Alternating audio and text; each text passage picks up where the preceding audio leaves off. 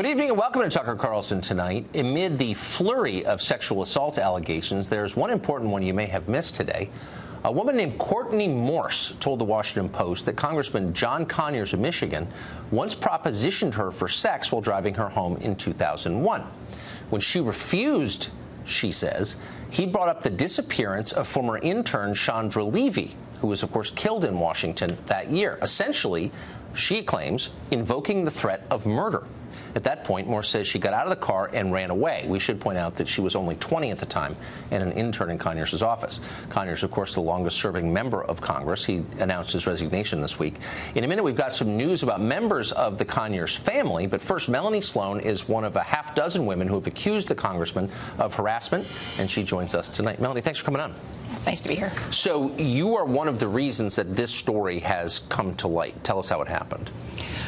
After I told my story to the Washington Post and it appeared in the news, Courtney Morse reached out to me, wanted to talk about what had happened to her. She was considering whether or not to come forward, and I encouraged her to publicly tell her story. So one of the reasons that I want to talk about this tonight, there are a lot of allegations flying around Congress and the rest of the country for that matter, and some of them seem true, some of them you don't really know. This seems to me in a different category because she is suggesting he was implying something very dark by invoking the name of a murdered intern during their exchange. Are we misreading this? She thought that he was implying something horrible. She certainly thought it was possible. She was clearly very nervous by it and scared by the entire experience.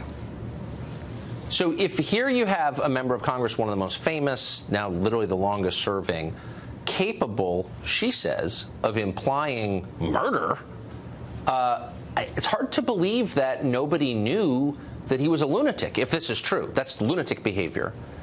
And nobody suspected it? I don't understand how that could be. Well, look, I wasn't there, so I don't know what happened. I do know that I've talked to Courtney, and I believe her when she tells me what happened and that she was quite terrified by it. She told other people at the time about the incident. So the statement speaks for itself. Conyers is a mercurial person, and I think often has said things that he doesn't necessarily mean. I doubt he was really threatening to kill her. That seems extremely unlikely. But clearly she was frightened, and for good reason. Yeah, I mean, I guess that's kind of the point. This is different from, you know, many of the allegations that we're hearing are of a familiar kind. People who are insensitive, boorish, predatory. They're awful, but they're kind of recognizable in the kind of scope of human behavior.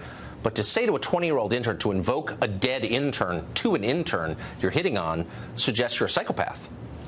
Well, I don't think Congressman Conyers is a psychopath. I can't explain his statements. You know, again, I wasn't there, and this was a long time after I worked for him. So I will say that he is unusual in how he talks a lot of times, and sometimes there seem to be inconsistencies in things he'll say. So it's hard to envision exactly what happened there. So you work for him, though. You consider him capable of this? I don't consider him remotely capable of killing anybody. No, of saying this. No, I don't. I really don't know. I never heard him say anything remotely like this. So but I certainly am not challenging Courtney's experience or what she heard. I don't know. Okay. It just seems like a big deal if he said something like this. A very big deal. Melanie Sloan, thank you. Thanks. I appreciate it.